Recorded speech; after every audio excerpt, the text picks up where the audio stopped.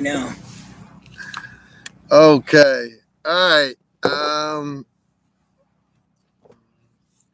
only have one person here so far. That's me. Um, you got two people here. That's bonus. You guys let me know if you can see me. I got the donut eater first. All right, hey guys, sorry about that. Literally, what do you say? What do you say? I mean, I guess we got a technical little difficulties, technical difficulties. but we figured it out. I'll tell you what. I'm gonna fix that. That light is a little bit too bright on Yeah, us, can't it a little? right? Yep, and this one, awesome. It looks good, Is that better? much better. Much better. All right, hey guys. I know it's hard to see me. We are sorry about that. Right? We just threw this together last 2 seconds. You know, I've had my son doing the live streams and everything. And anyways, long story short, we've been out. Had to do jump master refresher, and we just started airborne school for. We have 20 students, something like that. 27. 27 students down here at Round Canopy Parachute Team. Awesome stuff. Legitimately awesome stuff. I'm here with Kraz. Is that how we're saying it? Kraz. You guys, we've had Kraz on the live streams before. We really have. I got a few other guys that want to come visit. I got some guy. He's playing Boots in the Dryer music over here. That's fine. He's welcome to do that. Cool part is we've actually got us a sponsor tonight, Avanton Bikes. You guys know they make my cinch, my electric mountain bike that actually folds. I can put it in the trunk of my wife's car and stuff. That puppy is totally badass. Anyways, I didn't bring it down here because I'm down here parachuting. I probably should have brought it, but these guys would call me gay for riding around on the bike, and I need to be walking where I'm going like the rest of the students are. So anyways, you can check it out at Banton.com. Their motto is come ride with us. It's pretty cool stuff indeed. All right, so I got a few of y'all back. And lights need to go down. She says, nope, face still washed out. Lights need to go down. All right, I'll tell you what, man. Just yeah, turn that one too, man, if you don't mind. Turn it. How about that's perfect. That better, Susan? I'm thinking that's a little bit better. Too bright for you guys. All right, so you guys know the deal. It's a dark. It's secluded. We're at a nice. You can hear the gunfire going off over there. We're not out in the Nam. We're not. We are at Skydive Palatka. It's actually the Skydive Palatka clubhouse is right over there. I'm here with my Hive camper. You guys know I love my Hive camper. I love this thing. I freaking love it. Queen size bed and nobody here to bug me at all. My son Nicholas, he's going to drive down a couple days with my wife, his mom, and gonna be good stuff indeed. But yeah, Jump Master refresher, they're a little stricter this year. No big deal. I've already passed it. Did you finally pass today? No, I was going to do it this afternoon, but CJ got caught up in the sand pit, making everybody do the. He's a little pissed at me because I showed up. I missed class yesterday. I showed up and immediately tested out. I didn't immediately test out. It took me about an hour, but he's been working on it for 36 hours, actually 48 now. So anyways, don't hold it against me. I'm sorry, brother. I'm sorry. Hey, man, he has muscle memory for a different way to do the JMPI is Jump Master Parachute Inspection. And the way that I learned was the way that they wanted to test. So it was very easy for me to get refreshed on it. Guys, the reason why I want to have Kaz on tonight is, one, he's got this really cool hockey puck, bright orange, that works great for internet. No, I'm joking. But legitimately, dude, he started telling me about this parachute gig he's got coming up. It's not for him. It's not. Understand, it is for this guy named Pee-wee. And Pee-wee's 100th birthday was last June. What month was it? May, it was in April. April 29th. All right, so he was an old 101st guy. Old 101st. Old 101st guy. Tacoma original. legitimately like did the jumps, the actual airborne jumps in the World War II. They make a big deal out of it. His 100th birthday, you guys had a C-47, guys jumping. We had three C-47s. So here's the cool part is he is still alive. Inshallah, God willing, he'll still be here in April. So Kraz, tell me about the mother of all 101st birthdays. What kind of awesome jackassery do you got planned this year? Oh, no, as a matter of fact, don't tell me, tell them. Not you, Jerry. Move, Jerry. You move out of the way. We're talking to everybody else. Man, I'll tell you, Pee-wee, a Toccoa original. You want to talk about badassery? Yeah. We could talk about us all day long, even though we never do. I know. I ain't done a damn thing my whole life. Yeah. That's fair. You talk about Toccoa originals. U.S. Army, Airborne, started in Toccoa. Yep. It's a fact. Yeah. So you talk about SFAS, all that good stuff. You look at what these guys went through. You talk about the original freaking obstacle courses, all that good stuff. Yeah. These guys were the originals. So you come from Toccoa, you go into the 506th, Vander Brothers. I'm still listening. Yep, got you. Tell Jerry, I said guys. move. Jerry, move. You're talking to Susan. You gotta understand, Susan's on the other side of the planet, so you gotta speak up for some. So that's these guys, right? And when we're talking about the 506th, I know a lot of you guys have seen Vander Brothers. You know, that's these guys running up Currahee Mountain. You know, doing their thing, and my buddy Ken Peck, he comes to me and he says, Dave, we got to do something, you know? So we did the 100th. Family comes to me this year and says, you know, he was going to be 101. We got to do something. So 101 years 101. Old. That's crazy. And he's still alive. And I said, absolutely. What do we need to do? Well, we got to go all out because the 100th, if you're talking about a measuring stick, there's no way you can top what we did last Can't year. do it, right? I mean, they had 3 C-47 aircraft, paratroopers from all these units. You're not going to be able to throw a bigger party. You're not going to be able to do it. Not at all. That sounds like a challenge to me. It was. So I said, geez, how are we going to top this one? So I was just looking to at least equal that one. Well, everybody seemed to have jumped on board because now we're looking at a jump into Wright-Patterson Air Base at the museum. So we're going to do that. Then, which is pretty much the day before. So we're going to help support the museum over at Wright-Pat. Then we are going to in April, so that'll be April 27th. Then April 28th and 29th, we are going to have, get this, you ready for it? A lot of all of the planes, C-53s, yep. C-47s, that went over for the 75th. The Mighty 15, got a call from a buddy, Joe Anderson. He's going to premiere the movie Into Flight Once More. Into Flight Once More. Now, I haven't even heard about this movie. So what's the movie about? It's about our flight from the 75th over into Normandy. For the 75th anniversary. Right. 200 paratroopers going into with all these birds, including the ones from Europe. But mainly it's about the 15 from the U.S. Basically dropping in. Well, all of these planes, pretty much we're going to fundraise, but they're going to do it on their side because we've got enough to worry about with Pee-wee's birthday. And they are going to come on their own dime. So we're going to have anywhere from 10 to 12 airplanes up there. I don't know where we're going to put them. That's awesome, right? So anyways, the reason why Kraz is telling you guys about this is you understand if you've already jumped with Round Canopy Parachute Team and all this other stuff, and you've got that, and you've got connections, you could probably come jump. We just had Dave, my favorite homeless guy. He's an old SF guy from back in the day, and he's got bazillions of jumps. He's literally, he's almost 200 years old. Great guy. But he legitimately has already decided he's gonna bring both his chutes.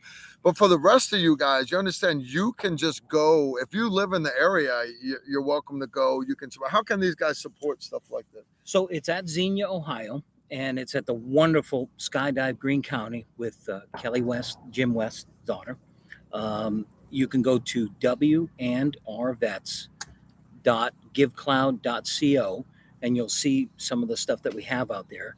One is to register. You do have to be certified as either Airborne qualified or one of the other 5 teams that we go Yeah. through. Yep. But yeah, you'll see it there. We'll also be putting out some press releases. But yeah, that's That is pretty much very, it. very cool. Very, very cool. We're also going to have Andy Biggs there. Andy Biggs wrote the book The Rifle, and he's bringing up some of the World War II veterans. Joe Anderson, who we've been talking to, is going to bring his own personal C-47. Well, with the group that he has. You can just have your own personal C-47. That's kind of cool. A mountain bike. Well, you know what? You can bring that mountain bike. But I'm just saying that mountain bike C-47. I can't talk, guys, because I got a Barrett 50 cal. I've got I live a very blessed life. I do, dude. You're trying to plug the tire. What are you doing?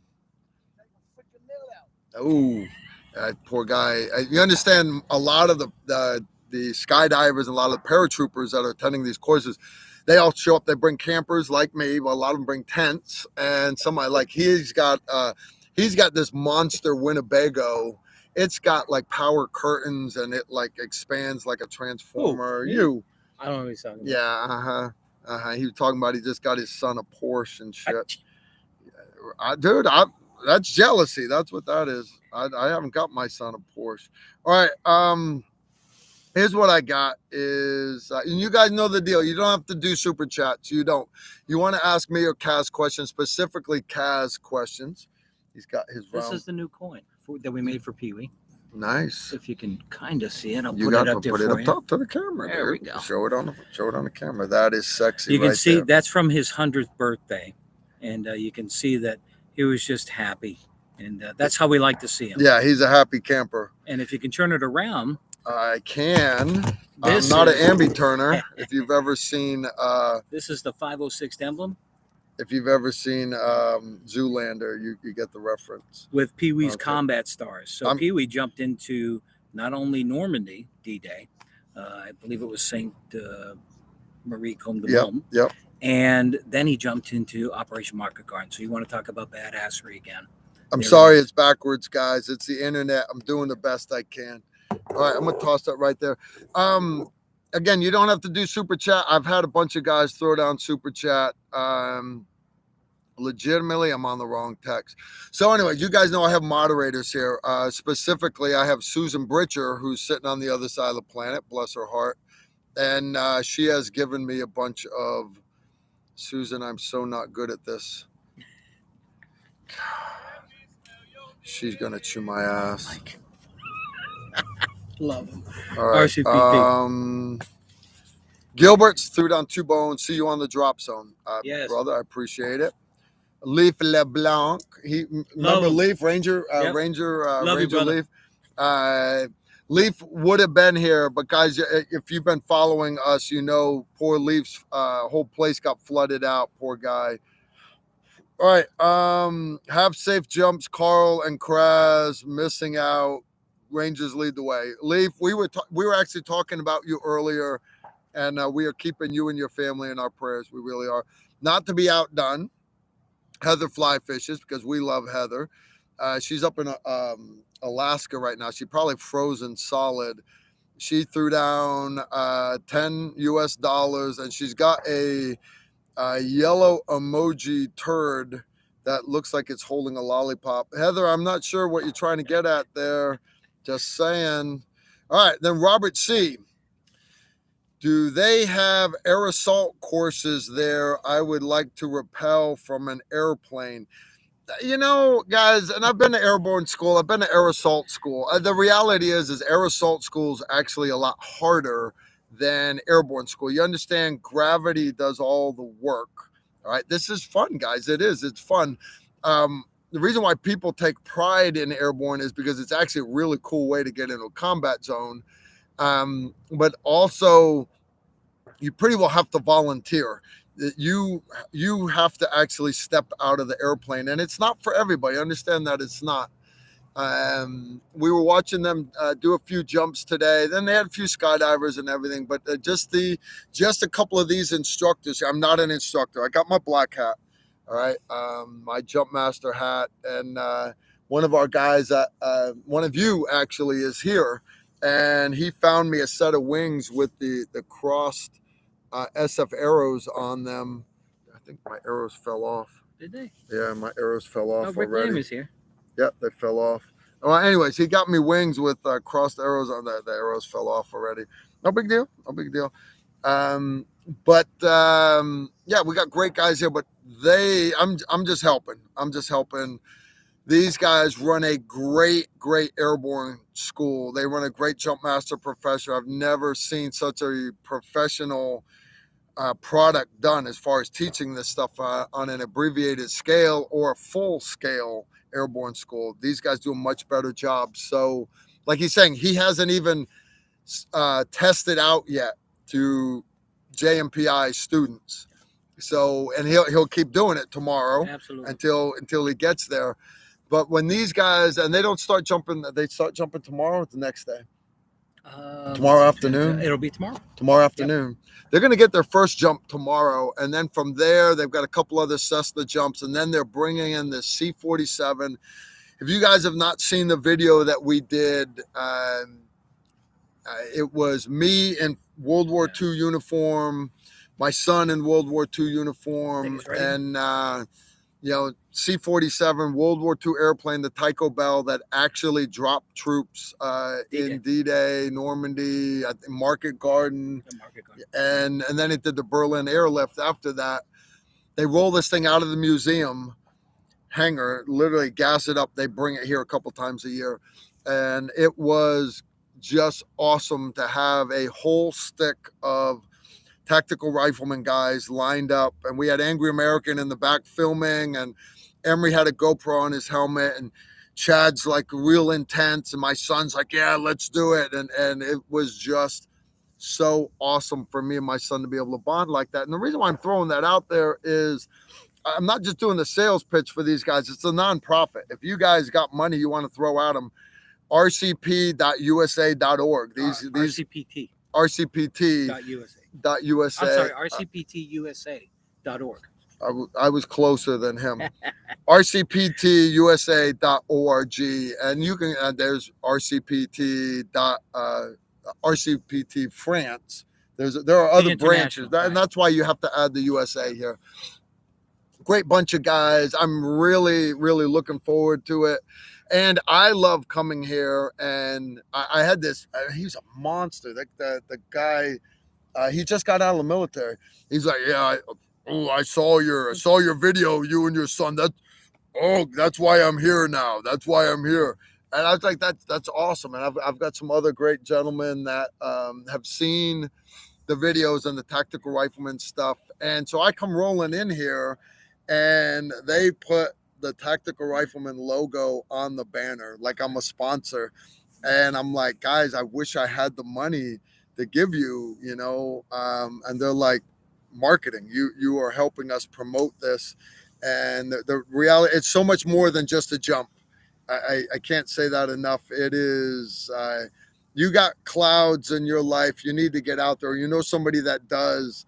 Get them out here. Guys, this is a blast. Palatka, Florida, it was 70 degrees today. We had clouds in the morning and not a drop of rain. It came by, and just get to hang out. Starting tomorrow night, it is a full-blown party every night, all night long.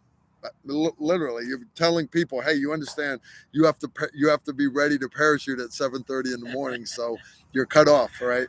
Anyways, it's a great time. If you guys want to ask questions, just put them in the chat. My moderators, I got Chem Student, I got Donut, I've got Mama Bear. They are going to keep sending these things my way.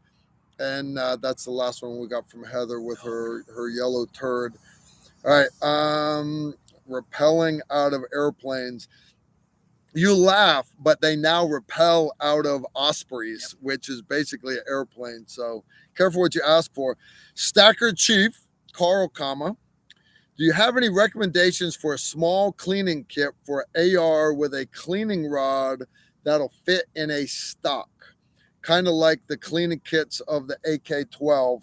Honest, go old school. If you've legitimately got like a A2 stock or A1 stock where you can actually open the butt plate, why are you not using a government issue collapsible cleaning rod? It's perfect for that. I had a stock like that on my SR-25 Mark 11 in Afghanistan, Africa, Iraq, and then it just kind of blurs together after that. My point for saying that is in the stock, I kept a sectional cleaning rod. I kept a bore snake in a little Ziploc bag. I also kept an extra bolt complete with a firing pin because I had broke a bolt in my SR-25 in Africa. Certain spare parts I believe that you should carry. Um, don't just do a bore snake, right? And to tell you why, parachuting for one, but two, while we were doing Operation Valkyrie, I literally woke up at the end of Operation Valkyrie and drove straight here to do this. I came in this morning. We didn't get in here till midnight. I've had a rough day, guys. You got to cut me some slack. But while we were doing Operation Valkyrie, when the sniper teams were doing their rehearsals, that we had them do live fire break contact drills, movement to contact, break contact.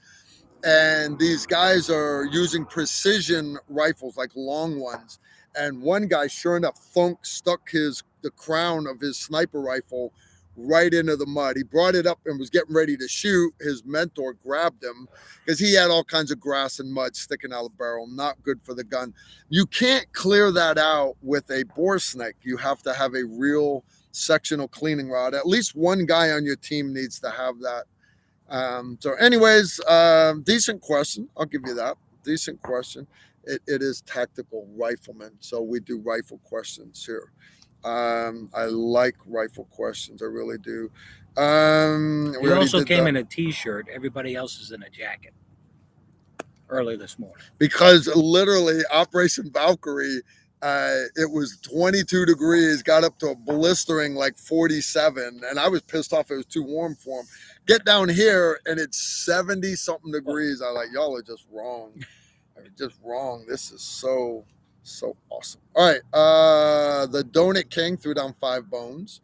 Ukraine, thoughts. Ever use a FGM 148? I have no idea what an FGM 148 is. If somebody could send me a picture, I'd try just a little bit of everything. As far as my thoughts on Ukraine, guys, understand and its history. So you go all the way back to Ronald Reagan, Mr. Gorbachev tear down that wall. When the wall came down, immediately everybody in the Soviet Union, they saw how good capitalism is. They saw how good democracy is. And I want that to sink in because that was Ronald Reagan. The problem we have is a lot of Americans right now, AOC is a classic example. She went to college and everybody in her sociology class, they looked up to their professor, understanding he teaches sociology. So, of course, he's a socialist, okay? But there's so many people in the US that legitimately believe that socialism, and you understand, socialism is a precursor of communism. It's all it is. So, once they got a small taste of it, East Germany, man, that the whole former Soviet Union just dissolved. Everybody wanted to be like Uncle Sam, America.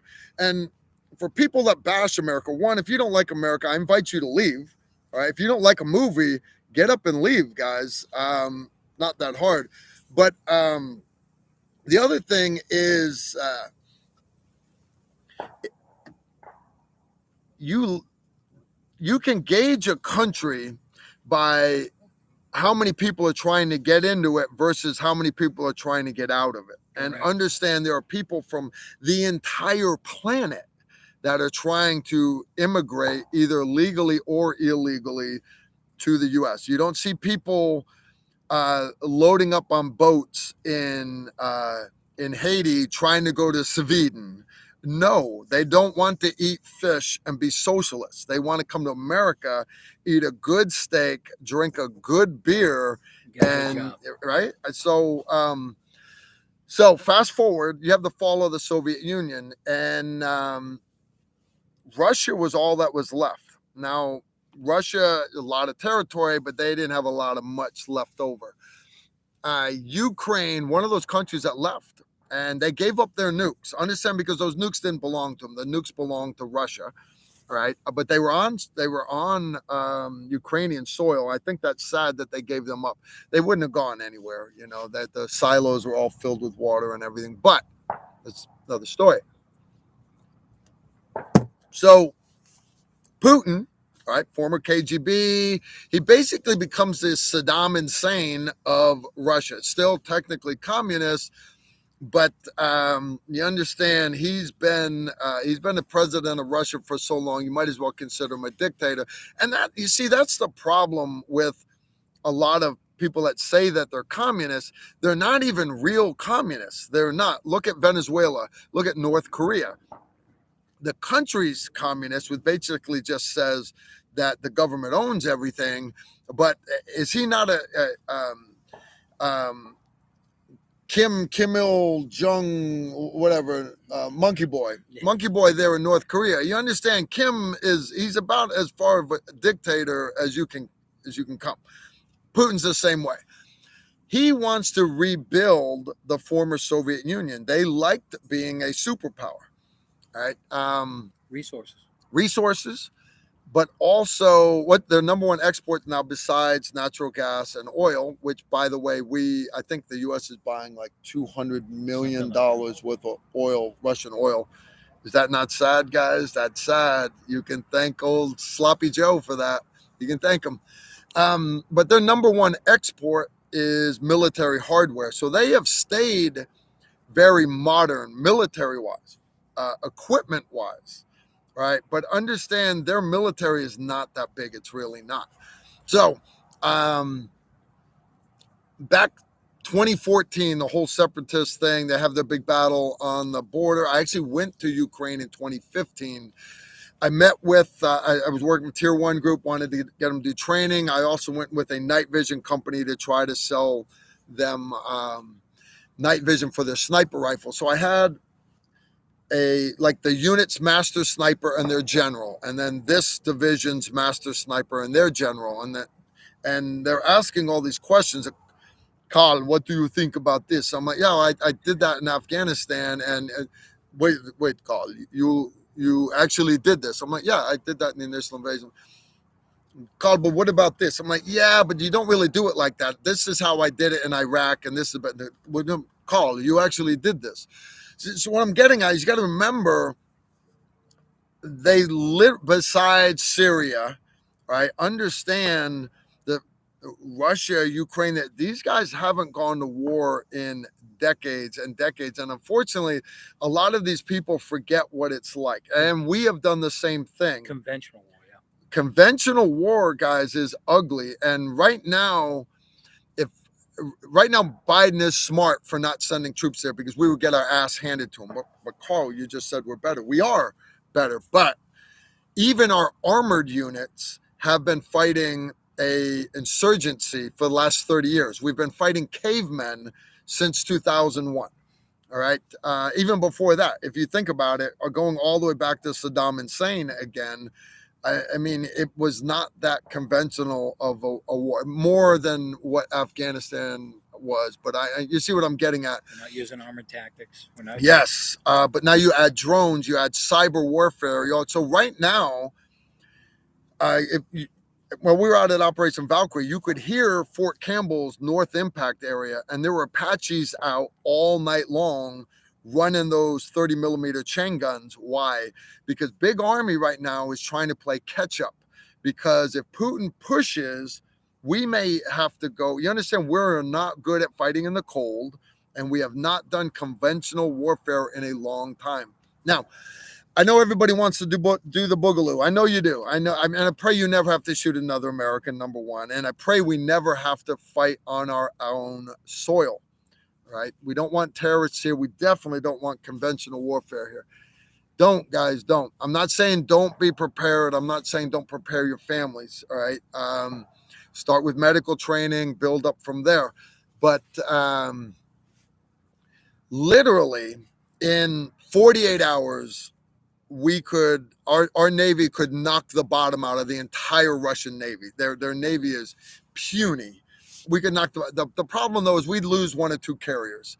Every time they do war games, we always lose the carrier. All right, we lose a carrier. It sucks to be one of those family members, but in 48 hours, we could erase their entire Navy. Air superiority over the battlefield, because you got to remember his Air Force, and particularly not just his fighters, but also his surface to air missiles, his counter battery, his anti-aircraft guns and missile systems. And we're not talking old SA-4s and SA-6s anymore. Not. He's got completely modernized surface to air missiles, right? We wouldn't have air superiority now right away. Eventually, our F-35s with our F-22s. F-22s are badass. They really are. We would eventually get air superiority, and we would sweep his Air Force from the air. Now, once you reach that point, then our tanks have great superiority. Our guys on the ground have air superiority. But here's the problem with that. What did I just say we just did?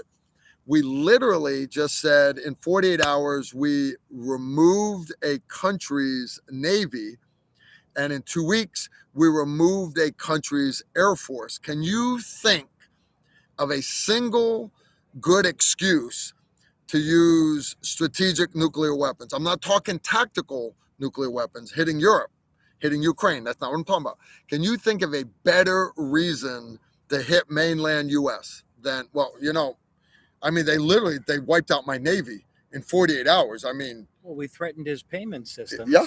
And he immediately went to whatever the I will DEFCON EMP is your ass. for. Yeah. Going to do Yep. nukes. So putting my nuclear teams on alert. Yeah. So the problem we run into is, and I hate politicians. Politicians should come right between deer and turkey season, right? But the reality is right now is our military should not be going head to head. We do not need to get into a nuclear shooting war because, guys, understand, Putin don't give a shit about Ukraine. He don't. This is a power grab. Stepping stone. Dial back to the 30s and 40s when this old Austrian house painter named Hitler decided he wanted to take back certain parts of ground that Germany previously owned, right? So Putin he's not as nutbag as Trump is. I'll give him that. He's not, and I know you guys know I love Trump. But yeah, don't get me started, guys. I want Ronald Reagan back. I really do. I miss me some Ronald action. I really do. I think you had a rifle question in there. Dude, just read that shit off. Oh, okay. Right. You had a rifle question in there from someone, and they said there was the FGM was the Javelin. The Javelin. Yeah. Guys, the Javelin showed up at group little after remember my priority was sniper rifles by then.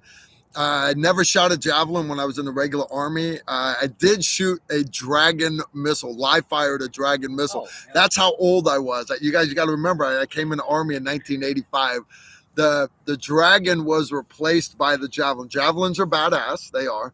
I've done simulators that I've even done simulators with stingers. I've never shot a live stinger, but I've done the whole computer game one. The Army's got some awesome video games. Yeah. But I have shot just about every rocket we got, Carl Gustav rounds. But no, it was on my bucket list. I've never shot a Javelin. Never have. You know what else? So I never got a chance to do was the Carl Gustav, the recoilless cannon. Oh yeah. I've shot a lot of those. What is but it? But they make a magnesium alum round, right? Now that's basically a 15-pound chunk of magnesium with a parachute on the end of it. What I always wanted to do, we always kept one round of alum on the truck. I've always wanted to hit a dude with the alum round from like 30 feet because catch this, it'd kill him for sure. Oh, yeah. But the cool part, let this sink in. before he fell, no, it wouldn't even light, wouldn't have time to light, but before he fell, you'd be able to see daylight through him before he fell. It's not something cool, right? So anyway, I never got a chance to do it. I don't know anybody that did, but it was, and not just me. Don't judge me, not just me, but I have a lot of guys. We actually talked about it. So we're sitting there in Baghdad, like, I never thought about that, Carl. That's actually a really good idea. But these guys, you watch them go. We're restocking the Humvees, and they put that one a loom round onto the Humvee, and I'm looking at it, and they just give me that wink. They're like, "Yep, someday, I'm gonna hit a mujahideen right in the chest, blow that sternum just right out their back." Can you imagine the whole? I've also never killed anybody with a spear. I've never done it. Again, Dude, that's the old to-do school. list. That's old the school. to-do list. All right, guys, I'm gonna go back to Susan real quick. Yeah, because there's definitely a rifle question in there. And I know you like rifle I questions. like rifle questions. Tactical All right. rifle. There you go. You guys got to cut me a little slack. You guys like my new phone? So they were giving me shit because my screen was completely shattered. Right. So when I told them, I was like, yeah, I went to go do it, but it was like $100-something just to replace the screen. Oh, hell. These guys start throwing down super chat money, and I'm like, they're like, this is for the new phone So I'm like, all right, I'm a man of my word. So I went to go get the screen replaced. The guy shows up to replace the screen, and he opens the box. He's like, you're gonna have to reschedule. They gave me a broken screen. The insurance company, actually sent another guy out with a brand new phone, refurbished. But to me, guys, I'm all about used. I don't need brand new stuff. I don't. All right. I'm trying, dude. I'm trying. We did that was one. the FG, Yeah, it was the one. All right, we're gonna go to the next one. All right. This one is. I know you had years as a recon infantryman before going SF, but did you do any training before going in the arming, or self PT before going to selection? That wasn't it. Honestly, I went in the Army right out of high school. Literally, I was 17 when I joined the Army. So literally, I didn't know what I was getting myself into. My drill sergeants beat me into shape. I joined the Army. I weighed 133 pounds. I weigh 197 right now. At my height, before I got all busted up, when I had muscle, the most I ever weighed was 225. I've lost all my muscle now because all my joints are shot. Around Christmas time, I hit 201. And so anyways, I'm down to 197. The Army will get you in shape. All you got to do is show up. Is he looking for a book to do that? Because Rex and Joe Martin, I think it is.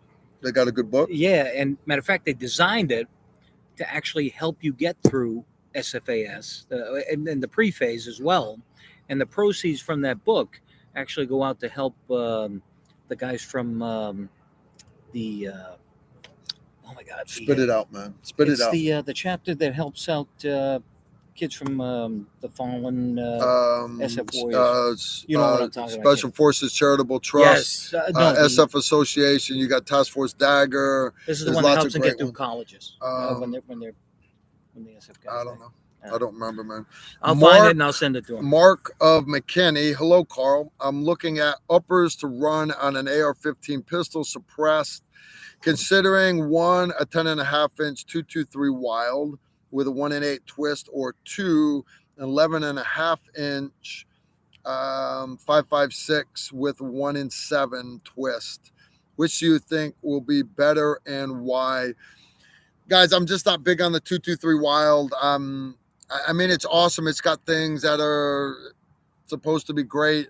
I want stuff that will feed 5.56 all day long. And I would recommend go with 5.56. And but as far as length goes, you're picking between a 10.5-inch and 11.5-inch. It's only 1 inch. It doesn't make a difference. You're looking at about 10 feet, 10 to 20 feet muzzle velocity differences.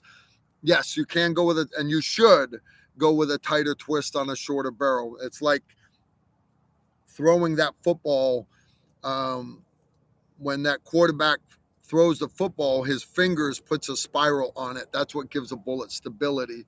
All right. So you've got to get enough spin on it to keep it stable. So if you've got too short a barrel, that's like not letting his fingers touch that football for very long. So you have to go with a tighter twist. Understand, guys, don't ever go any shorter than 10.5 inch, because literally the bullet doesn't have enough time to speed up in the barrel. You'll end up, and I say this because I have guys that show up to class with a 5-inch barrel. So they have this massive muzzle blast that looks sexy, but the problem with it looking sexy, that big fireball, is that's all unburnt gunpowder that is now burning outside the barrel. It's not pushing the bullet at all. And that, remember, it's 223, so basically 22 caliber, right?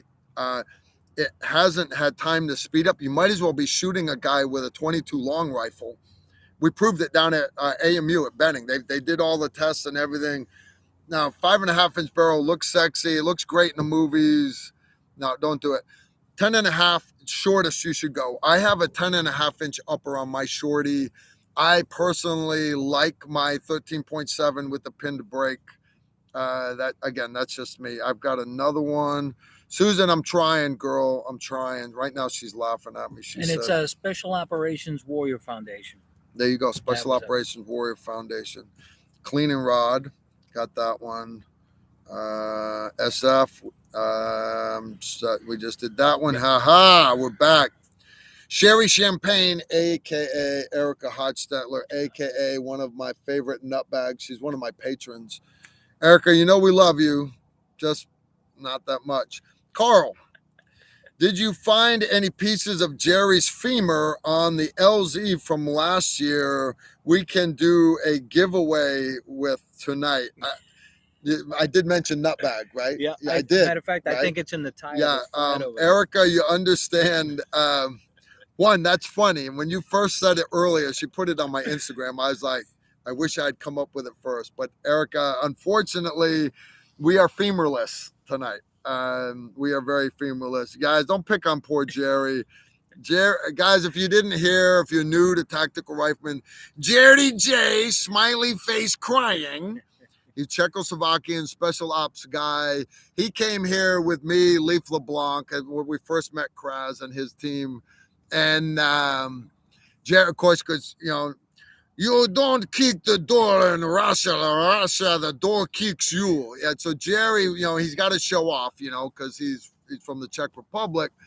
So he tried to do a stand-up landing. He reached that leg out and locked that knee and plowed that whole leg right up, fractured the head of his femur.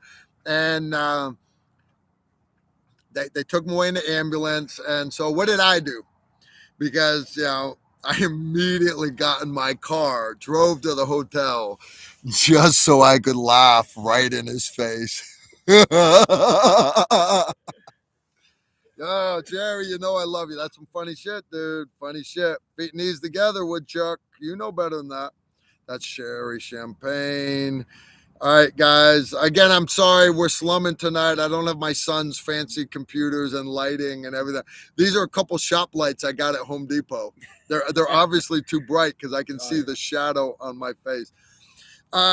Jeff threw down 5 bones. How to reestablish 0 on rifle red dot after losing it in the field without giving away your position. Guys, honest, here's the deal. I'm not big on laser bore sighters, simply because it's the waste of money on it. Just shoot a bullet and adjust. Have your guy adjust and get you on target. There's one exception, right? My SO team, my sniper team, SO1, we carried 1 laser bore sighter. And literally what it was for is you could stick it in the gun, right? And you knew when you were aiming at the 100-meter target, you knew where that laser should be hitting. Because the whole thing, guys, is you understand laser bore sighters are, and they say you can adjust them and everything, but the reality is they just don't adjust very, very well. But so long as you make sure it's pointed correctly, you put it in. We didn't even adjust it. I knew if I put it in my chamber and had my crosshairs on the target 100 meters away, I knew where that laser should be hitting. So many inches down, and on my rifle, it was so many inches to the left. Jeff Rensley put it in his gun. It should be so many inches down, so many. I think his was like straight down.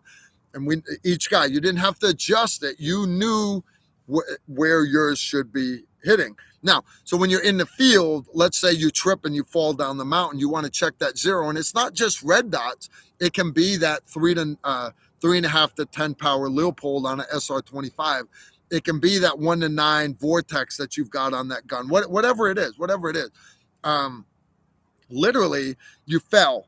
Well, I want to check my gun. I want to check my red dot. I want to check my scope. You want to check anything. Put that little laser bore sighter in there.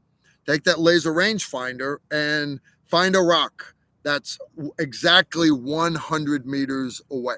Literally, you don't need a flat range. You don't need a building. You don't need an indoor shooting range. You don't. You can be out in the middle of nowhere. Do it during the day. Find something that when you laser, it's 100 meters away, and then find a shadow, right, on that rock, preferably down. Most rocks are round, right, and they have a shadow right about here.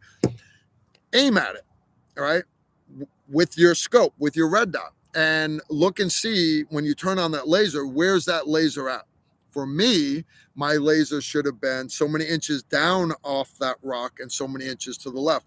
For Jeff Rensley, it should have been so many inches down off that rock, right? You see what I'm getting at? Literally, and it works. It worked for us. I'm sure other people have other techniques. I'm old. That is just a technique that we used. But at the same time, if you found that your stuff was off, you might try to adjust, but understand when the moment of truth came for you to actually shoot, and if it was a sniper mission, it didn't matter that you were the primary shooter. If your gun was down and we weren't 100% sure, you weren't going to be the one shooting. It was going to be your spotter with his gun, right? So that's why everything is repetitive. Yes, I had the SR-25, but my spotter, his SPR is Mark 12. He had accurate data out on that gun also. So anyways, decent question. We don't get stuff like that too awesome. ATS, plate carrier size from ATS? How do you choose the right plate How carrier? do you choose the right plate carrier? One, get the biggest plates that you can wear. When you size plates, guys, a plate should be above your clavicles. They should not be hitting you in the throat.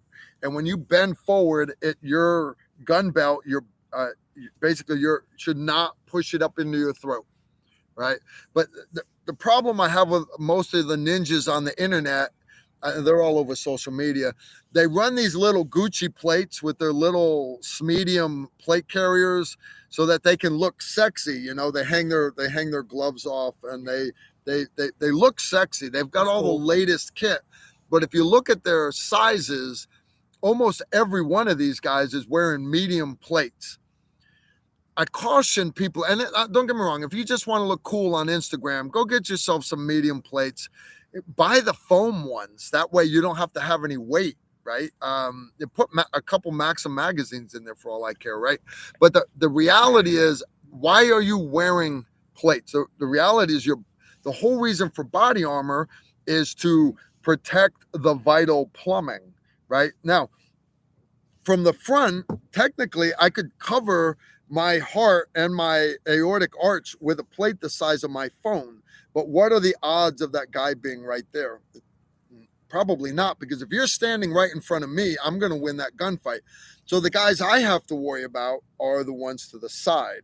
And the more you get to the side, you understand more of my chest is exposed. So I like large plates or extra large plates. When I went through Sephardic, not only did I run a front plate and a back plate, I ran 4 side plates, 2 on each side, right? And it's not, guys, I had 0 body fat when I went through Sephardic, but our side plates were only a little wider than that, right?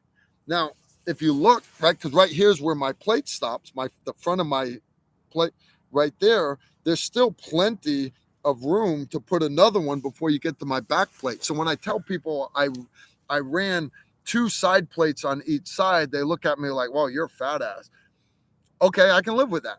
I can live with that. But the reality is, you've got to protect. That's all sweet meat on the side, guys. It's all sweet meat. So I'm not saying, and a lot of units run wider side plates, and I'm good with that. Um, but as far as sizing a plate carrier, you base that off of whatever size plate you're going to wear, and uh, unless you're under 100 pounds, you should not be wearing small plates. All right, you better be a minuscule little dude to be wearing medium plates. Most of you, and I had guys in my old unit, they would run medium plates because we weren't doing combat. We weren't. We were. It was always training, and nobody's really shooting at you. And then you get one op where a guy throws the frag down the stairs, and guys had quit wearing the soft armor, and all that shrapnel comes out and rips the guy's liver out. He lived, thank God, but it's because he was just wearing a standalone plate, no side plates, and wasn't wearing soft armor. I just caution. I'm just not big on looking cool, guys. I want you guys to wear it for the correct reasons. All right, so I got another one. Henna. I don't even know what that one is. That's male. Sorry, guys. I'm trying. All right. Chris Hogue, 10 Bones. Evaluation of Ukrainian resistance and Russian offensive. I can't judge that. Here's why. One, I've been doing Operation Valkyrie for 4 days straight, and then I immediately jumped in the Suburban with my camper and came down here. I haven't seen the news at all. One. Number two, have you guys ever watched the U.S. in combat? Hear me out. I'm going somewhere with this. If you sit at home watching it on CNN and you watch, okay, the 101st is in Afghanistan right now, or the Marines are doing a big push in Fallujah, for example. The bad guys are reporting numbers of all the American soldiers that they're killing, and the American units, they're like, they just said they killed 100 Americans, but the reality is we lost 2 and we've got 20 wounded. Now that's still a unit getting their ass handed to them. You take 20 wounded guys and 2 KIAs, that unit has still been beat down hard, but you didn't get 200 dead Americans out of that. So the people on the defense, a lot of times, your civilians, your freedom fighters, and that's what they are in Ukraine. I wish I was over there right now snapping heads back. I'd love to be over there, but the reality is I'm a fag now. I'm a former action guy. I'm retired. Leave it for the young people. My knees couldn't handle running around. No, I'm not hiding from Heinz anymore. Not anymore. I'm not going to do that. But understand, if they take a shot at somebody and that guy goes down, you understand, if you see a guy in the window of a building, all right, and you shoot that guy through the window and you hit that guy, what happens? It's not like cowboy action movies where they fall out the window. I've only seen that happen once. I hit a guy with a minigun in Sauter City, and he actually fell and was hanging out the window. It was kind of cool. I get sidetracked sometimes. The reality is, when you shoot the guy through the window, he goes down inside the room. He's dead. You just opened up his mind to bigger and better things with 7.62. What about if you shoot at the guy and you miss? The bullet hits the wall behind him. He goes, oh snap, and he goes down inside the room. To me, I'm wanting to high five my spotter because I think I just got a kill, but my spotter watched Trace, right? That air being pushed out of the way of my bullet. And he's like, no, dumbass, you missed 10 o'clock, 6 inches, stand by for follow-up. Now, that guy's not going to come back up in that window, but he might come up 1 or 2 windows left and right, and then it's a snap, you know what your correction needs to be. My whole point for saying that is the numbers get exaggerated for the Ukrainians. And I know they're doing great, guys. And I know they have gotten a few helicopters shoot down, and they have gotten a couple aircraft. Got that. They've gotten a lot of armored vehicles. But understand, the Russians are they're hitting them, and they're hitting them hard. They're hitting them really, really hard. Now, when you're doing insurgency, and if you guys want to learn more about it, go look up asymmetric warfare and basically how asymmetric warfare works. But the reality is, where these partisans, where these freedom fighters, what they really need to be doing is going to ground right now, not dying for their country, hiding and studying the bad guys. Look, don't get me wrong, look for targets of opportunity, places where they can do ambushes, but they need to be gathering and organizing. And then once the Russians start lulling and they start pushing those units out, the frontline units, and bringing in the support units, From the rest. then just crush them. And one of the biggest learning curves for the Russian military, you look up Chechnya, you put a Russian tanks Chechnya, and there's actually a great documentary on it on Netflix talking about it's like tank warfare or whatever. But one of the last episodes, because it starts out with World War I tanks and everything, but one of the things it gets into was how the Russian military pushed into the capital of Chechnya with using their standard armor tactics. And they didn't have all the dismounted infantry to support the armor. And they took a punch right to the face. And they had a lot of units like majorly wiped out, because you get a T-90 tank sideways. Yeah, they got all that armor on the front, the armor on the turret. Sideways is like sideways on an assaulter. You get all that sweet meat on the side of a tank. You hit it with an RPG, an anti-tank hand grenade, Molotov cocktails, IEDs, improvised explosive devices, mines. They tore a lot of tanks and armored personnel carriers up in Chechnya. Well, the Russians, I'm hoping, didn't learn, but the reality is from what I've seen, they're pushing in pretty well. I think it's sad, guys. I hate it for them. I went to Ukraine in 2015, and the cool part was they were explaining to me, they're like, Carl, your country is over 200 years old, and we're not. We're under 20 years old. They're like, we're still a new country. We want to be like the U.S. And you could see walking around Kyiv, the roads are all cobblestone and everything, and nobody's fat there because nobody has any money. Oh, remember, I told you, I just came back in September. I was over How there was in it? September. Beautiful. Beautiful. You got the beautiful your old cathedrals, the really old buildings, a beautiful architecture, beautiful. And then you get everything that was built during the Soviet era is all gray and drab, and 800 square foot apartments for a family of 5, and just square rectangles, just ugly.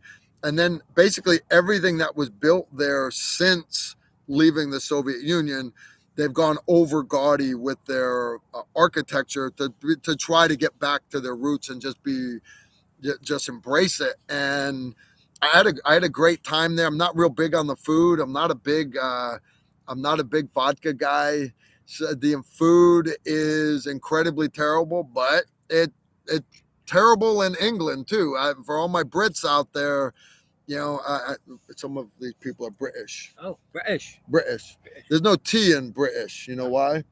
We dumped all that shit in the harbor. Well, I'm from Boston. I know that. Boston. Yeah. He's from Boston. Charlestown. Boston. What is it? Bank Street? Like the lines still green? They actually painted the lines in the center of the. There's one. It's Bank Street. Oh, the Freedom lines down the middle of the road are actually painted green instead of yellow. What? At least when I was growing up back. You guys got to remember, I'm from New England. Or in New England? No, in New England, here in the U.S. Yeah. Jeez. I don't know if they let them keep it like that. I'm old. But yeah. All right. Oh, here we go. How you doing, brother? Oh, hell. You gonna come visit? Sure. Come snuggle. Come on, man. You tapping out? No. I'll come get in here. I gotta Slide up a keep little you bit. honest, man. I'll snuggle Let's in. see what else we got. All right, man. What we got? Last time we were here, we've got Look at this, Mikey Fahey. We've got 422 people hanging out with us. Man, What's the up, sad guys? part though is we got 420 something guys here. We've only got 240 something likes, which means they're not big on you, dude. Maybe it's me. All right, so you guys like Kaz, you like Mikey because everybody likes Mikey. I But think it's I we think only it's your got Russian we only got box. 261 likes. That's you guys are just hurting my feelings Like now, the stream. Jesus. dude. Man, dude. I don't know. I don't know. He's talking I don't know. about Russia. and Maybe the I should Ukraine just and- leave. Maybe I should leave. Mutt S just threw down 20 bones, sir, comma. Currently seeking an upper for a 308 build. Will be a 16-inch barrel. Any suggestions on what to look for in barrels? Thanks. Honestly, guys, proof research, baby. yeah, proof barrels. You can't go wrong with proof research. But understand there's a bunch of good barrel companies out there. There really are. One thing I will say is do your homework, and without a doubt, you got to do your homework when you're building a gun. Also, don't get mad when the AR that you build is not as good as ones that are built by other people. Now, I understand there's a lot of cheap guns out there, but there's a lot of really great gun companies out there. There's no way I could make an AR-10 as good as like JP Enterprise does. I don't compete very often, but if I ever compete like heavy rifle or something, I have a JP Enterprise size charging 308 that is just a tack driver. There's no way I could build that gun. There's no way I could do it. So how about you, Mikey? Last time we were here with Mikey, you were here on Grunt Style's dime. Yep. Now you're at the sawmill down in South Kakalaki, right? I'm repping the sawmill Repping tonight. the sawmill. Yeah, Yeah, shout out baby. to Steve Brown there at the sawmill. What a great group of guys. Guys, over there. I haven't taught a class at the sawmill. We're gonna change that. I'm hoping they invite me down because I would love to. They want you to jump in the Pooh Bear suit. I already did this in a tuxedo once, man. I don't want to do it. You in a did. Pooh Bear I suit. remember you doing that. dude. Who wants I to see Mikey in the Pooh Bear suit? Well, they give me shit because I remember in October we He had did the the water water jump. Oh, I yes, did the water I jump with the remember Pooh that. Bear. Yes, you Yeah. did. I did. That was awesome. Yeah, froze my ass off, but it was good. It was a good time. Man. It was a good time. All right, guys. Susan, I'm trying. Susan Britcher. She's my Sheila from Australia. One of my moderators. She is pulling questions out of the chat, and she sends them to me. This one's from Chem Student. When drawing an AR magazine with a mag pull or Ranger plate on it from the pouch, do you grab the base of the plate or hook a finger through the loop? All right, the whole reason for putting loops on the bottom of the magazines, that's an old MacVsog thing, and that was to get that first magazine out of. A lot of times they'd have that canteen cover with 6 20-round mags with one 30-round mag down the middle. You yank that first one out, and then the rest you're just grabbing.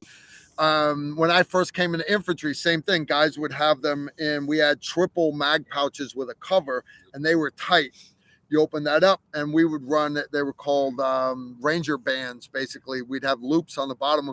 The problem with that is me holding a magazine like that and trying to put it up into a gun. Basically, you pull it up, and then you've got to immediately grab it anyways. So I'm not big on that. The way I set up my plate carrier now, and the way I set up the ones on my gun belt, you guys have seen the videos. I do a beer can grip. So when I grab it, I'm got it far enough down so I'm not touching any part of it that goes up into the AR. Sit it into the gun. You don't have to slap it. Stick it in, try to pull it out. If it comes out, it wasn't in well enough. All right.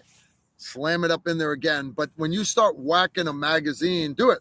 Take a magazine with 28 rounds and whack that magazine, and you'll actually have a round or two jump out of it, land in the grass. Now imagine that happening in your gun. You put it in and you slap that magazine, you jump, remember, because your bolt's locked to the rear, that round jumps, bounces off the top of your upper receiver, sits sideways, and now when you hit that bolt release, you've just induced a double feed. So a lot of times when people say, well, hey, I had a double feed, you had a double feed because you, the operator, the monkey behind the gun, you induced it. So anyways, legitimate. Interesting side note to that: the Marines actually teach you to tap to do it. When you insert, it's tap tug.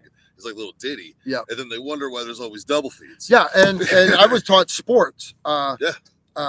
What is it? Slap, slap, pull, observe, release, tap the forward assist, and then squeeze the trigger. And I was taught, but understand, I was taught by my drill sergeants who were also taught by their drill sergeants. And understand, when you pick a lot of instructors, they're not exactly the sharpest guys. You send the sharp guys to go do other jobs, other schools besides basic training. I'm not bashing my basic trainee drill sergeants out there. I'm not, even though I just did. You just I just did. Yeah. Okay. If you were a drill sergeant, I love you.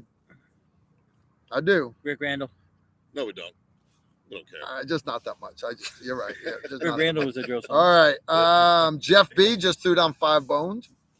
How to reestablish? We did that one. Man, I'm miles there was one behind. back here. I'm miles behind. There we go. Wow. AR magazine with a mag pull. All right. I'm close. There we go. 308. All right. Black Hole Whippermy. Makes a Tactical killer who? 308. Oh, I got another one from Okie Precision first. I live in 40 acres with my wife and kids, have a 5.56 carbine and some pistols. Do I need an AR-10? Guys, that's like kind of saying, do you need a riding lawnmower? Yeah. You don't really need a riding lawnmower, but if your wife asks, you can always say, Carl said I need an AR-10. Yeah. Right? And here's the deal, Or guys. Scar. I don't- Scar will work. I don't fear the guy that owns 200 guns. I do not. I don't fear the guy that owns 200 guns. I fear the guy that owns one gun and spends 200 guns worth of money on training and ammo. Now, that's how you say it. But what I'm really meaning is you should have a gun. You should have a spare identical, because shit happens. You should have a sidearm, right? And a spare. Okay. But then once you've done that, then you start getting more surgical, right? Okay. With my AR, 77 grain, Black Hells, 262, I'm good 400 or 500 meters. Okay, cool. I have a precision rifle, my 338. I can reach out. Now, I can get quite a ways past that. Okay. But that's a bolt gun. My whole thing, and you guys have heard me say it before, I'm not big on bringing a bolt gun to a gunfight. What I mean by that is, in Fallujah, for example, in order to shoot from a third story window, you have to do CQB to get to that third story window. Now, it might be a soft clear, all right? There's nobody in the building, but you go in, and I watched the Marines do it. The poor Marine's got a bolt action M40. His spotter goes in first with the M16 M4. Spotter went left. The Lance Corporal with the M40 went right. Now, what about if in that room there just happen to be 3 guys to the right? He's got a bolt action gun. So, and he has a 1911. I got that, but you understand that spotter's getting shot in the back, right?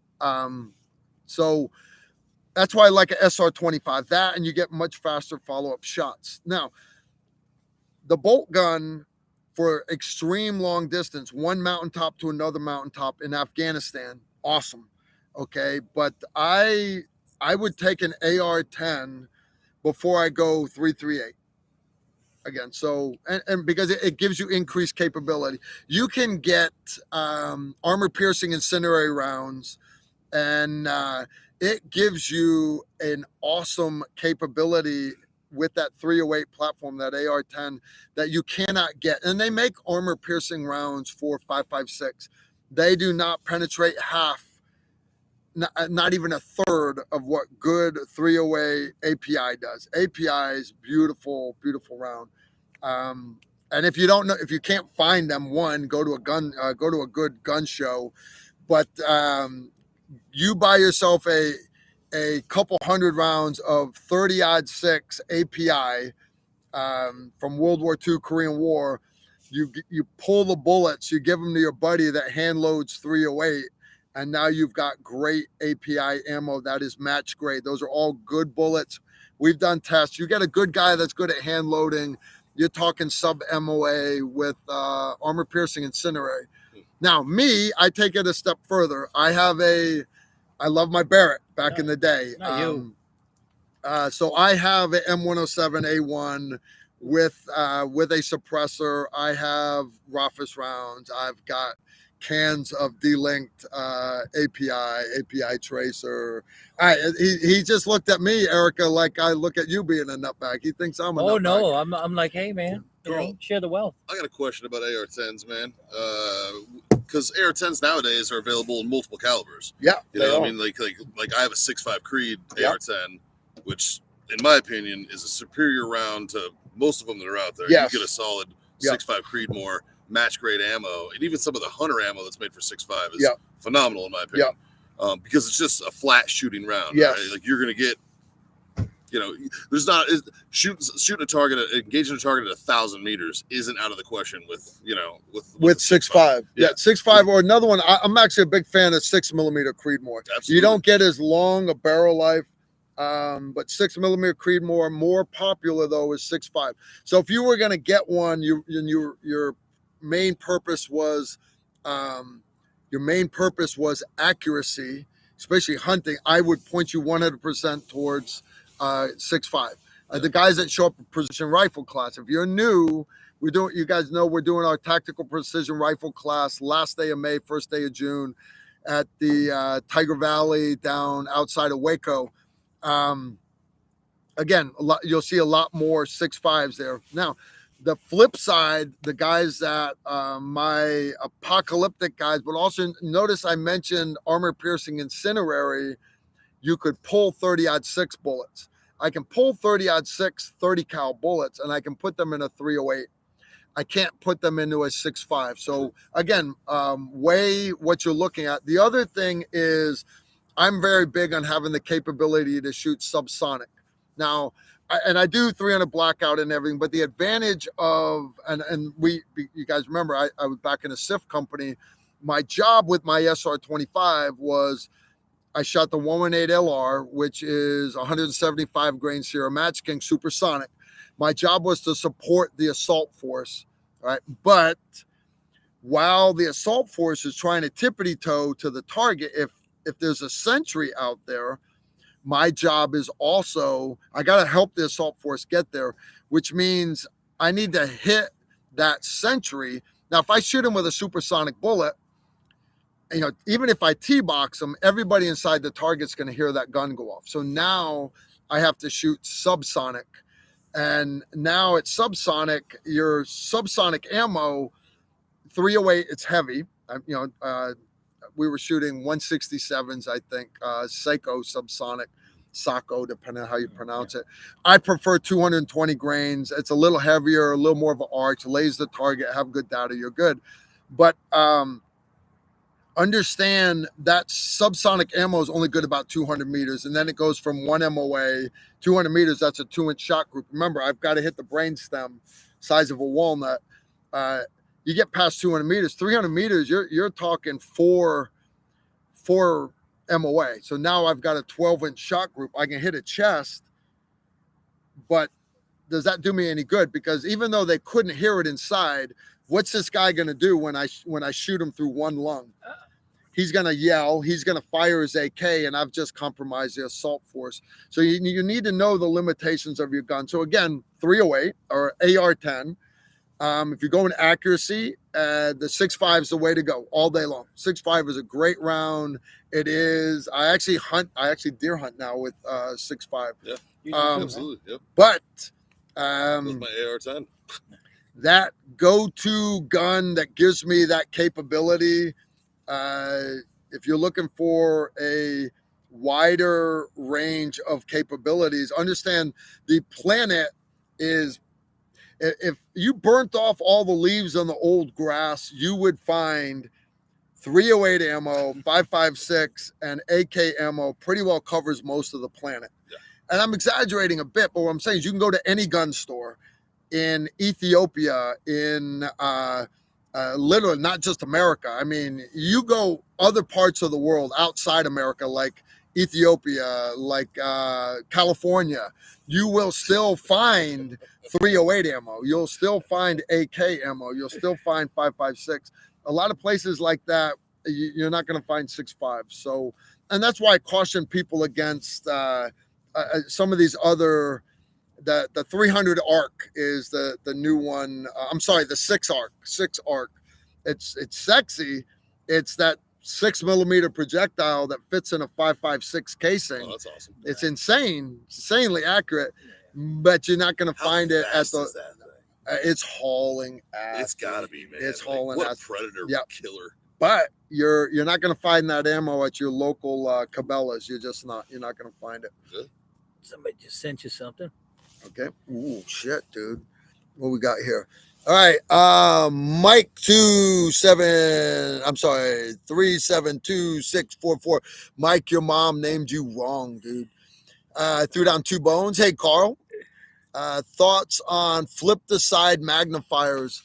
I understand back in the day, everybody running not ACOGs, but everybody running EOTechs.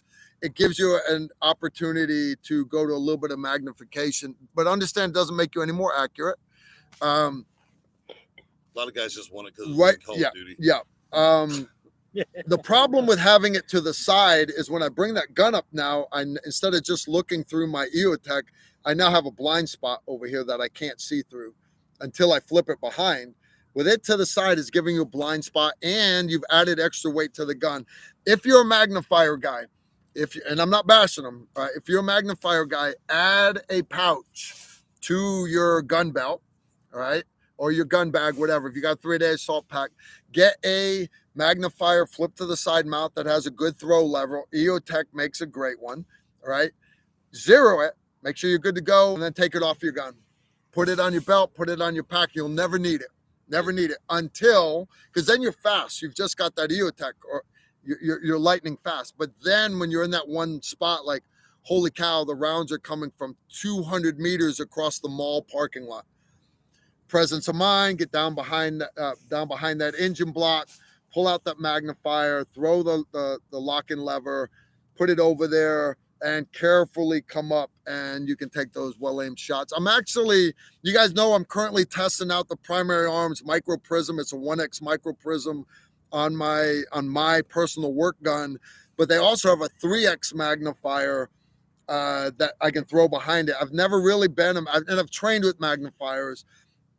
For me, if you know you're going to need magnification often, I would rather you go with a low power variable optic, like a 1-8, a 1-10, 1-6, that you can dial down to 1 power. It's almost as good as a red dot, but you can go all the way up to 8 power, and now it's 100% zeroed, and I don't have a blind spot. So I'm a big fan of low power variable optics, except for CQB. Something about Carlos Hancock in there.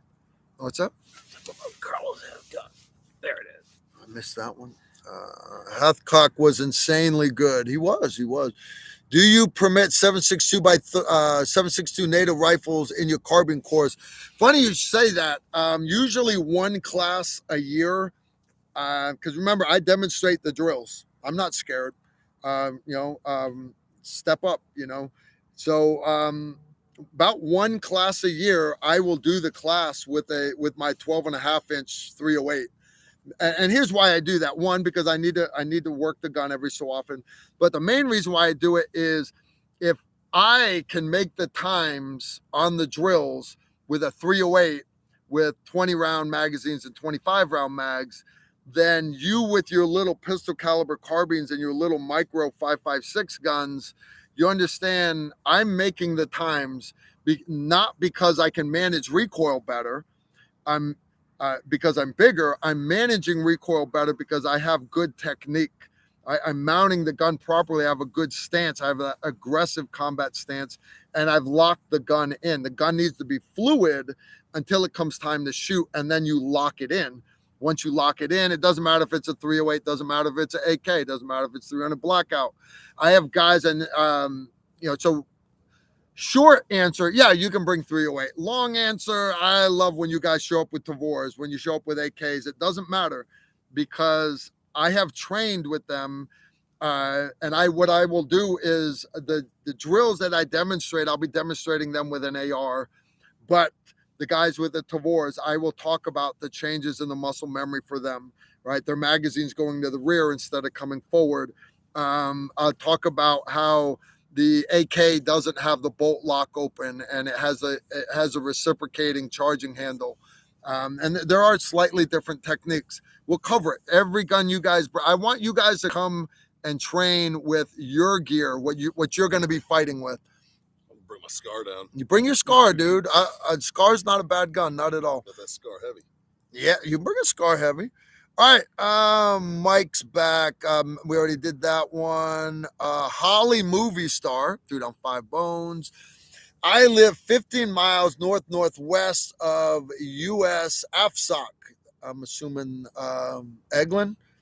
I presume my kiss of Prometheus or fart of euros would be all she wrote for me. A little serious, a little humorous. Is that in What German? the fuck did he just say? All right, this is what she's saying. She's saying the kiss of, I presume the kiss of Prometheus or fart of euros would be all she wrote for me. Oh, she's saying that she lives that close to AFSOC, that she's afraid, like, if something goes off, that because she's that close, Oh, yeah, you're all that done. she's gonna get fucked up. Yeah, you're pretty much all done. Yeah. My wife actually brought this up. She's like, Carl, Putin mentioned EMP. All right. Now, I understand EMP is literally worst case scenario. I would rather you drop 50 nukes on the U.S. than one EMP. I would, because the reality how an EMP works, if they were to get one, and if anybody on the planet could get one directly above the U.S., it would be Putin, maybe the Chinese. I'm not worried about Iran or North Korea, guys. I'm not. All right, that's series of books that people write. I got that. All right, an EMP detonated in the correct spot. Understand, if you're within 200 miles of it, basically it doesn't matter if your phone is sitting here, it's fried. Yeah. That said, if you are outside of 200 miles of there, the rest of the grid's fried because our grid is fragile. But so long as that phone wasn't plugged into the wall to ride current back up into it, your phone still works. Now, here's why that's important. Because, yes, the cell phone towers are down. I got that. But this is not just a cell phone. This is a personal handheld computer. So when you get the apps, everybody's like, well, cell phone, you're not going to be able to use it if there's an EMP. I'm calling bullshit. All my books, right? I have my library of reference books at home. When you go to buy the hard copies, you go to my Amazon store. I've got a whole great book list for you because I did it on Amazon because I want you to get the right editions. But when you buy that $30 hard book for 99 cents more, you can get it on Kindle. You can keep it on your phone. Wouldn't it be nice if, like, you understand, I am 10 hours drive away from my hidey hole in Kentucky. You know how long it would take me to walk there, right? So I'm pretty well on my own.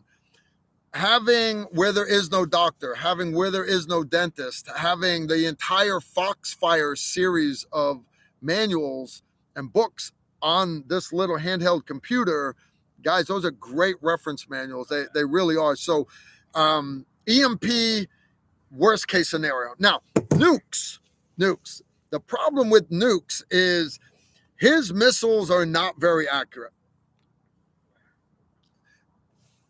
Right? You're right. That people will say, well, close enough only matters with hand grenades and nukes. Yes and no. Understand, if they aim for Fort Bragg, because Fort Bragg's kind of important, they're going to saturate that area.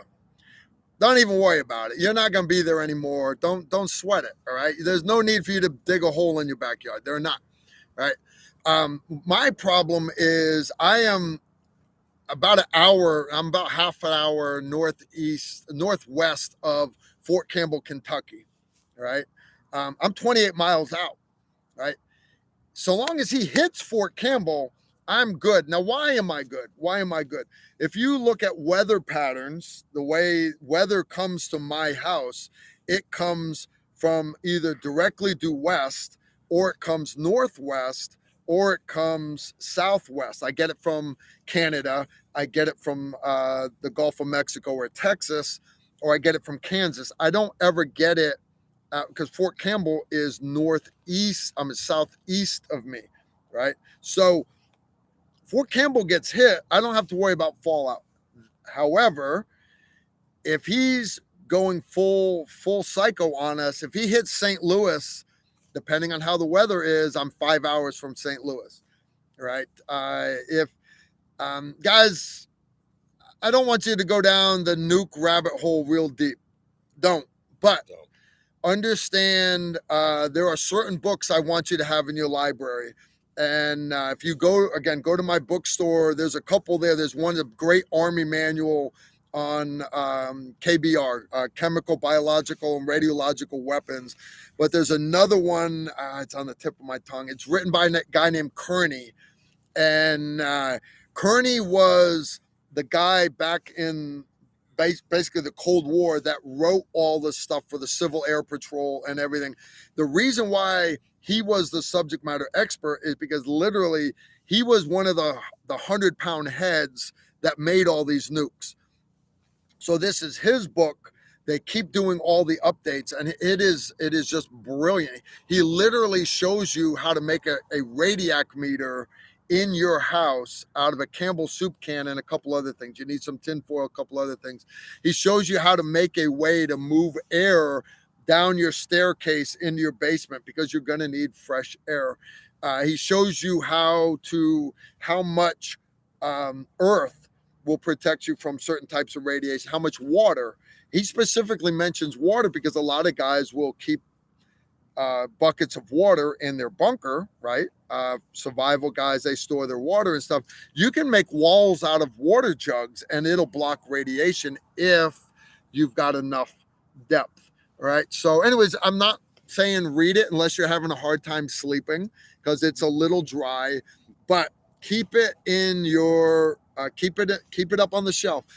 If you've got time, I recommend you read it because literally if I've got 5 hours warning for that cloud to come from St. Louis to my house, I basically got two choices. One, do I pack up my family and jump on the highway and go down to Gulf Shores, Alabama?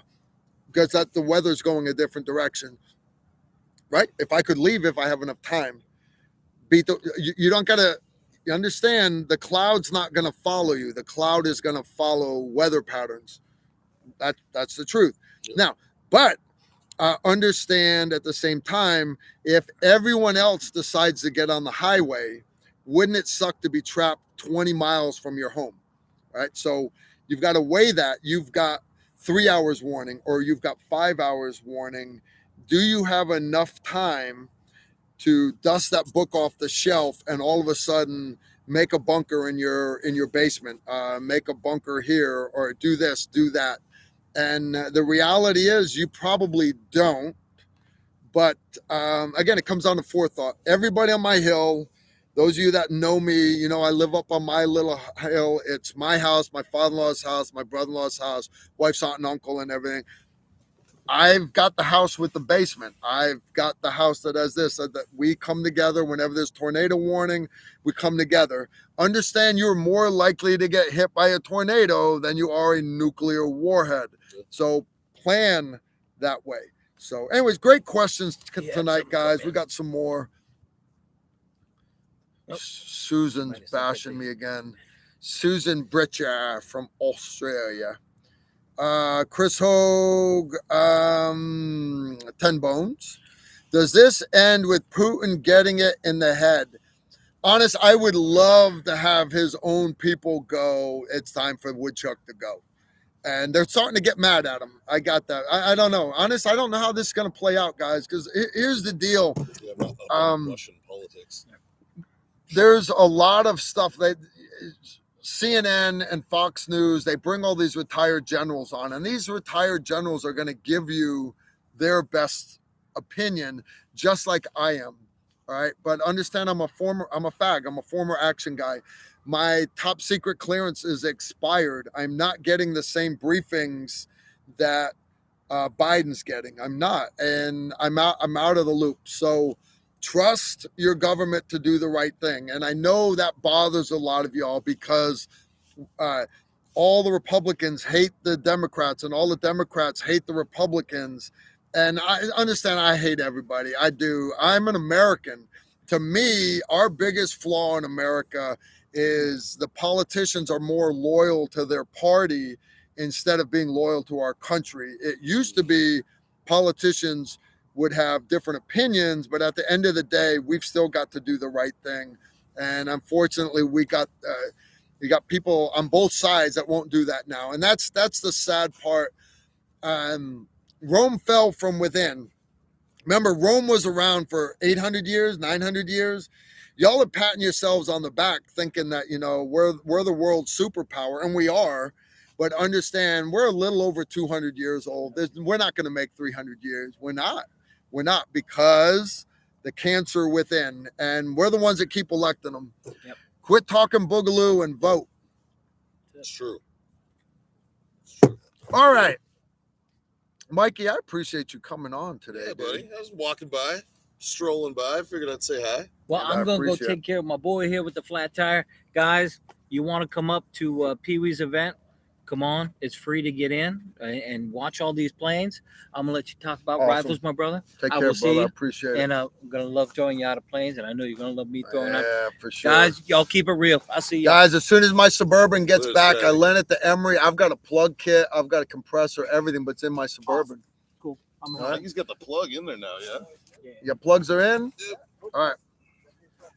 The back of my trailer here, dude, because I take this thing with my Jeep. So These things are awesome. dude, man. I've got brake line flaring tools. I've got everything. I mean, this thing, I'm Nice. but I didn't bring my Jeep. I brought my Denali, and it's got all my stuff in it. You're riding in style. Emery Emery went, gone yeah, for 2 weeks. dude. I know it's because my Jeep gets 9 miles to the gallon. Denali gets 17. Yeah. You know, Wow, really?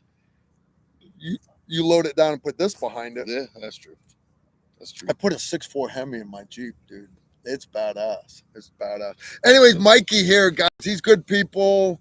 I'm all right. I'm an okay guy. He's an okay guy. Just okay. You can do better than that. You can do You got a better. question for me. All Question for right. Mikey. Yep, right there. What does your preparedness recommend? What do I recommend as far as that's from Chris Hogue, 5 Bones? You know what? Be fluid. Like preparation is fluid because it has to be. Every situation's different. So look at your own scenarios. You know, like what's applicable to your life. You know, Yeah. that's what I try to tell people as often as I can who ask questions like this. You know, I live in the great state of Texas, so I have a little bit more options than someone who say lives near Seattle or in California or wherever, right? Yeah.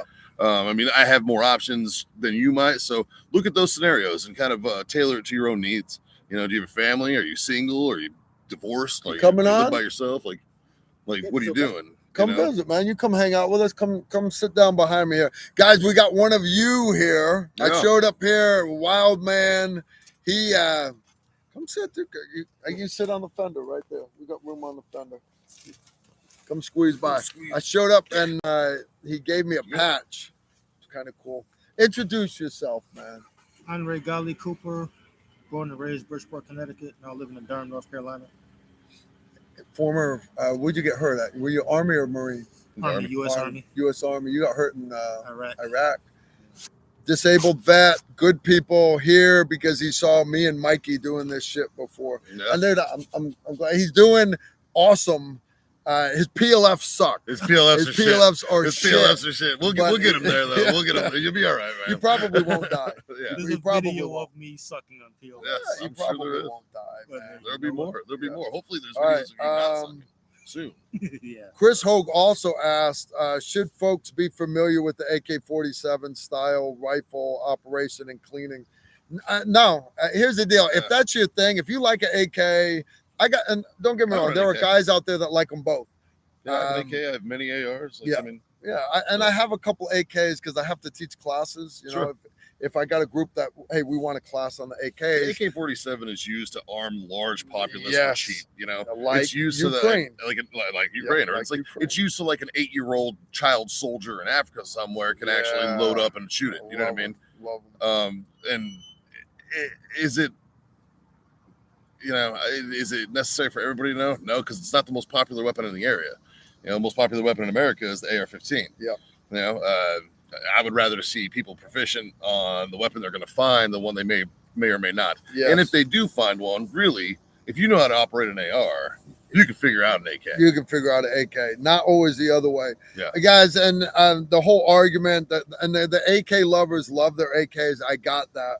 But when you put them side by side on the pro timers, an AR smokes an AK every time. And this argument that, well, AK is more reliable, they used to be, right? But they're not. They're so not now. You can make ARs very, very reliable. They are, but the biggest problem for civilians with ARs is they put Walmart quality ammo in it. Quit buying that Remington crap. Yep. And get good mil spec ammo, and So people it goes bang. Yeah, hoard it to your better. It goes you get good ammo, guys. There's good ammo out there. All right. I already did that one. Susan, can you send me the ones that I've missed? Because I think I've gotten caught up. Real quick, guys, while Susan sends me your questions again, we just had another one come in, 10 bones. Are your handgun courses lost brass, and are there limited to factory loaded ammo? No, guys, you can bring any ammo you want. As far as lost brass, what he's talking about is, are you allowed to pick up brass? Dude, you pick up all the brass you want. I don't give a shit. I want you to train with your stuff. Got another one here, 5 bones. Hey, Carl. Krishna Karnan. Can you get Robert Keller on? Recently retired Delta guy. Watched his videos, gamut resolutions on Instagram. Think you and him would be great. Honest, dude, if he wants to come in and drive in and do a live stream, that would be awesome. I got John Stryker Myers that drives a couple hours in, the old MacVSA guy. Yeah. Comes up to my house. He's like, Carl, hey, can I be on another one of your live streams? I'm like, as a matter of fact, yes, you can. Yeah. You're willing to drive up, dude? I'll make you Black Rifle Sure. coffee all day long. Yeah.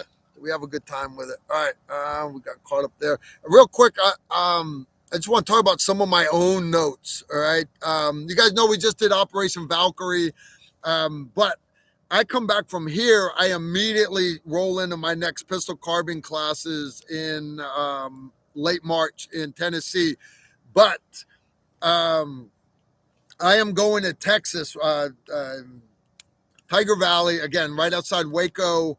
I am teaching 13th through the 19th. I've got like 8 days straight classes, but 2 days prior, the 11th and 12th, Refuge Medical is coming down from Oklahoma. That's Bear Independent. You guys know he did all that great work with the tornadoes that came through Kentucky. Him and his guys are just great people. He is bringing his instructors down for 2 days. It's called the Essential Responder Course, 2-day medical class. Guys, I can't say it enough. You will use medical training a dozen times for every time you use a gun in self-defense. So 11th and 12th, you can sign up at refugetraining.com. Use TR10, saves you 10%. I don't get a dime off of it. I don't get a dime. I asked him for a discount code for you guys to save you money, but I asked him, actually he volunteered to come down because he heard you guys on the live streams asking if we would do medical classes, and I just couldn't fit it in. Guys, I'm gonna be so wore out. I'm doing Combat Pistol 101, Combat Pistol Carbine, Advanced Carbine Zero Mastery, and then Advanced Pistol Carbine, all back to back in the hot Texas sun. I'm lead instructor. You want to come party with me? Come take the classes. I will be right up front. Up by Waco, huh? I'll be near Waco, and I'll be wore out. So if you want to come early, do the medical classes, I'll be there. I'm going to stick my head in as much as I can, but I'll be prepping ranges. We've got a bunch of people coming. I've lost track. Sorry, the other mods can't remember. I'm sure they'll bug me in chat if they want to ask again. Not sure you got this one. All right, let's see. All right, Mark of McKinney, Carl. Do you have a lot of remaining seats for Zero Carbine Mastery in April? A friend and I are coming from North Dallas. I'm expecting to learn a lot and can't imagine a better course to take from an SF sniper.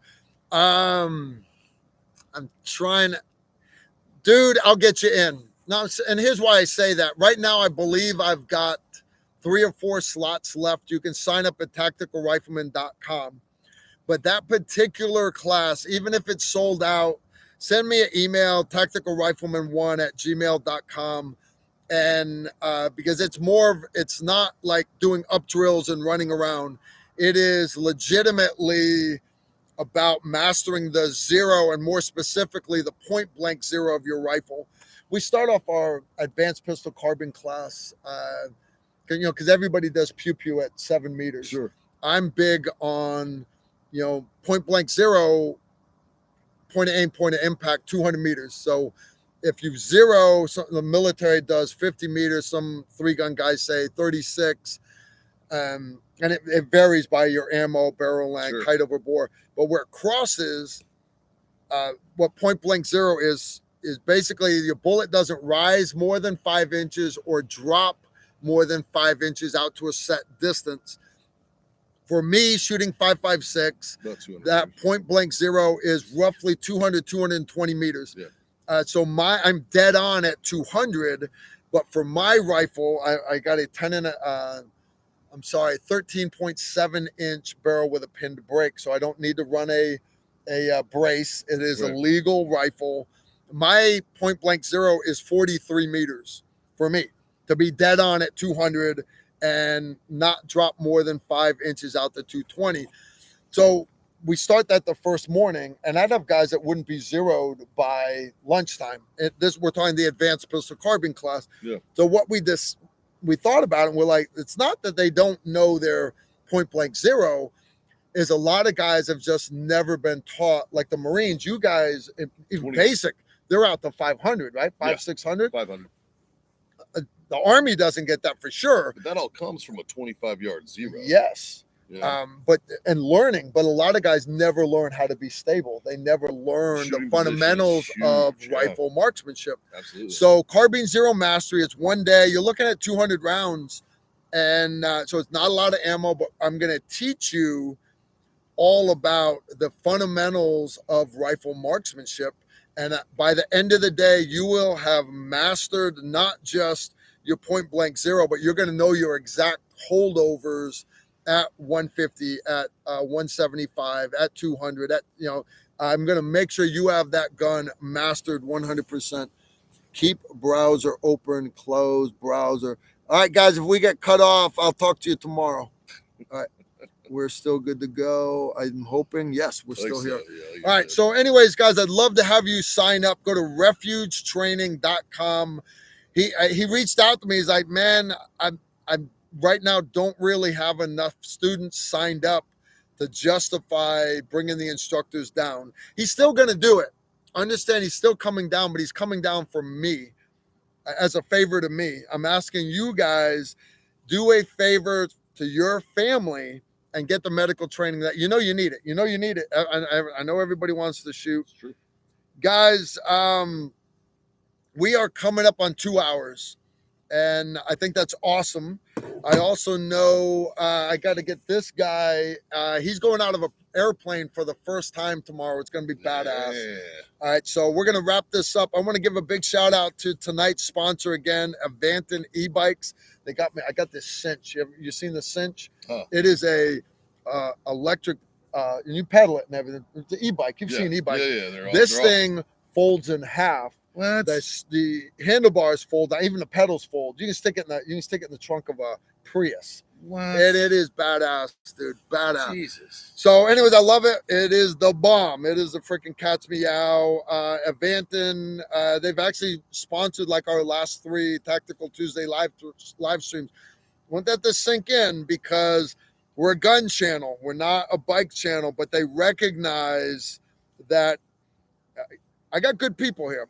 You guys, I got good people. Yeah. And I love it that I get good guys like Wildman here gravitate. And we've got a bunch of guys here, this class, that have come because they said they saw us here doing this and doing the videos that we filmed. Chad Holsizer, my son, my wife are coming in, I think Thursday morning. They come in Wednesday night, Thursday morning. Maybe it's Thursday night. Anyways, they're going to be here. We are going to do another TR stick out of the C-47. It's going to be badass. And if you guys are in the area, I'd love to have y'all drive in, come visit, take pictures, watch it. It's a good time. Yeah. Good time. I think they'll even let you take a ride on the plane for a couple bones. Yeah. You guys, you got to remember, Round Canopy Parachute Team is a nonprofit. So donate to them. If you don't want to jump, don't. But please support these guys. Support them. Support rcptusa.org. .org. rcpusa.org. Don't click on the RCP France one. No. All right. Understand in Paris they planted all those trees so the Germans could walk in the shade. I want you to take care I heard of they already surrendered. RCP. Yeah, I heard they had, dude. That's crazy. They haven't even got there yet. We're joking. If you're French, I'm really not joking. We're not. All right, guys, we're going to wrap it up for tonight. I want to give a big shout out to my moderators. Y'all are awesome. You know you are. I want to thank Mike for stopping by. Thanks, man. Thanks for having me on. Company. Appreciate it, everybody. You too, Wild Man. Been awesome. I'll say thanks for Kraz as well. So, for Kraz, and a big shout out to Round Canopy Parachute Team for allowing me to bring my son down here and have another magical weekend. It's awesome. What's that? Do you remember his first job? When Yeah. he screamed all the way down. Oh my God, dude. I was laughing. my son landed out in the field, and I ran out there because I knew he was gonna go, "Ooh," and my wife would never forgive me. All I heard was F words coming from the sky, man. Or he was gonna get up and be okay. I ran out, and he got up, and he's like, and I'm like, Nick, are you okay? And I just know my wife's gonna cuss. Yeah. Nick, are you okay? And he goes, this is the best day of my life. And I was like, yes, it was awesome. Yeah, it was My cool. son became a man out here. He told all the grunt style girls, he's like, I'm a man now. That's what he And said. they're like, Roger that. We're not looking at your dad anymore. We're looking at you. Good God. God, I've been pushed to the side. Dude, that's how it happens. Yeah, that's how it happens. All right. Just get thrown away. We'll see y'all next time. You guys know the deal. Y'all take care and y'all shoot straight.